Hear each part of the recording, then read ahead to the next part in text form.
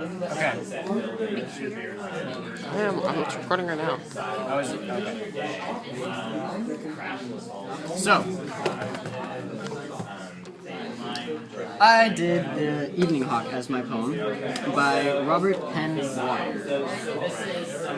So, as Ms. Katie suggested in one of our prior classes, she suggested to kind of categorize the different types of imagery in the poem into categories so that it was easier to understand. So, exactly the categories that I could come up with were the hawk, the sky, time, and society.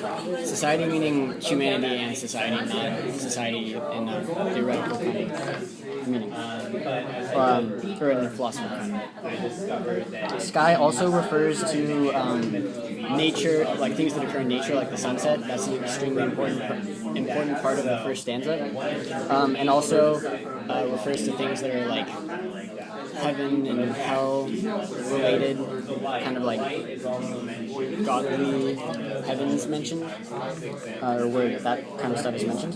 So here's the actual poem. So I broke up the poem and color-coded it as to what category is what. So this first stanza is mostly talking about the hawk. It's mostly a description of the hawk and like kind of the setting.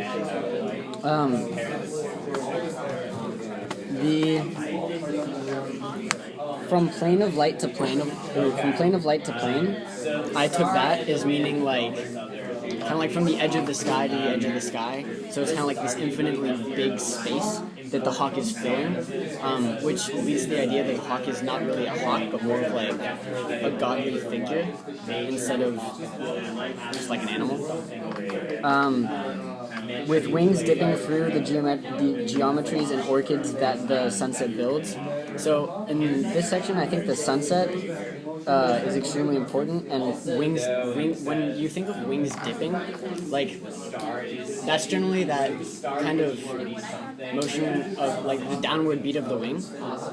And when hawks make that kind of shape, their wings come to a point. And that point is, I think, this peak of black angularity of shadow.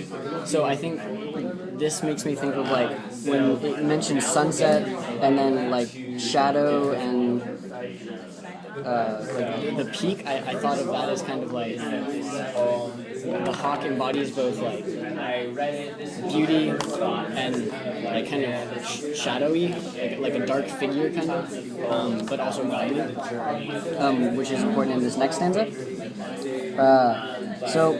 And then this last section is talking about it's just imagery about a sunset. So the avalanche of light above the pine.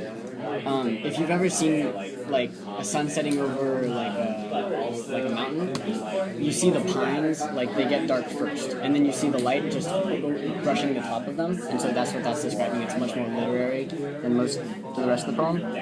So this second stanza is starts to refer more to time, but is also still referring to the hawk. So it's referring to his wings as scythes, or scythes, I don't know how to pronounce that. Scythes. Which historically have been used to like cut wheat and other like grains in the harvest, and it's also known as like the the reaper's weapon, like the guy who comes and takes souls and stuff. I don't know his actual mythic meaning, but basic idea is that he takes souls and like is killing people, or people that deserve it. Yeah. So it's describing his wings as honed steel edges. So that's just describing his wings as powerful. Like, it's really trying to emphasize the power that the hawk has. And then we hear the crashless fall of stalks of time. That line took a while, but what I came to the conclusion of it is that the crashless fall is kind of referring to, and the stalks of time is kind of like society as we know it. That's kind of like the stalk, which is what is holding humanity up. And the crashless part is that time continuously destroys things. Like it's a destroying entity, I guess, that is constantly destroying. But to time, from the perspective of like time as if you're looking at it kind of like as a god, time, it's not bad. Like the crashing of society wouldn't be bad again. It would just be a place for new things to be built. It's not bad, so it's not a crash. It's just a fall of something new for something else to be built. Now, that's just my interpretation. That seemed fine to me. So then the head of each stock is heavy with the gold of our heir. I took that as it's directly referring to our heir, and I'm assuming the poet is a normal man, so he's a human. So human heir, and the stock, or the head of each stock, so the top, like the top of society, I guess, of humanity, is heavy with our errors. So like all the terrible things we've done, like wars and like slavery,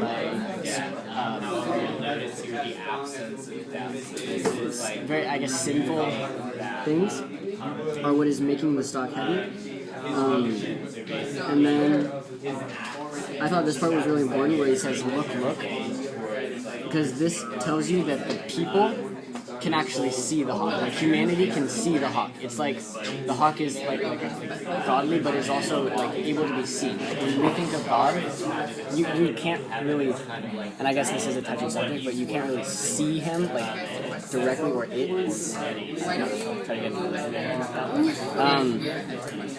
Like it's not a person that you can physically like see, whereas the hawk is something that they can physically see. So I thought that was important.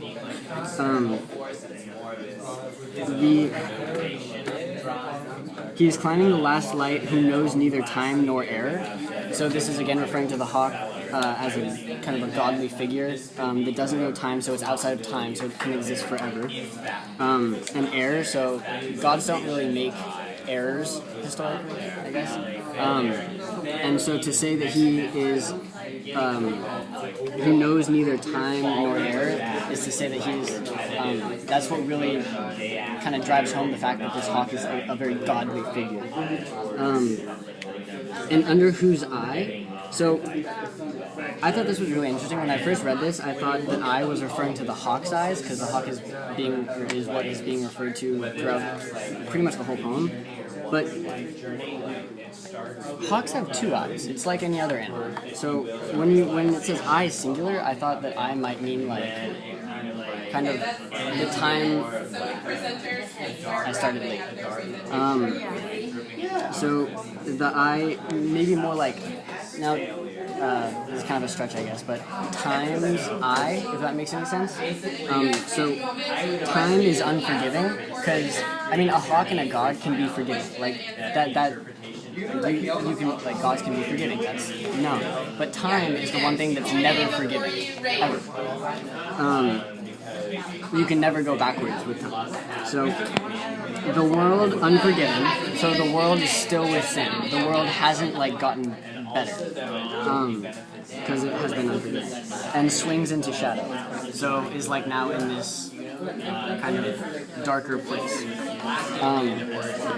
And then, so throughout this entire piece, it's been referring to kind of like the hawk is this godly figure, and also time throughout the entire thing. This last stanza still talks about time. So time is kind of like this thing that seems to be connecting God, and then this last stanza, which is more about people and society. So I think that was important. That time is a connecting factor. So the thrush is still. Or the last thrush is still. Thrush is just like a songbird, like that's out in the daytime. It doesn't have much significance past that, other than like it's kind of sleeping now. Like it's not daytime anymore. So and then the last bat now cruises in sharp hieroglyphs. So the reason that I annotated the hieroglyphs as being both godly, or being godly about the heavens and about humanity and society is because it is referenced in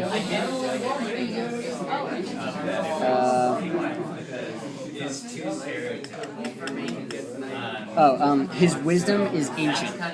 And when he said the wisdom is ancient, that kind of made me think of hieroglyphs, because hieroglyphs is like it's like hieroglyphs were made by the Egyptians, and the Egyptians are thought of to be like one of the most advanced, are thought of to be like one of the most advanced societies and very, very wise. So I thought that hieroglyphs was a direct reference to that. And then the last bat cruises, that's just like all the bats are out. It's nighttime now, like it's deep in the night.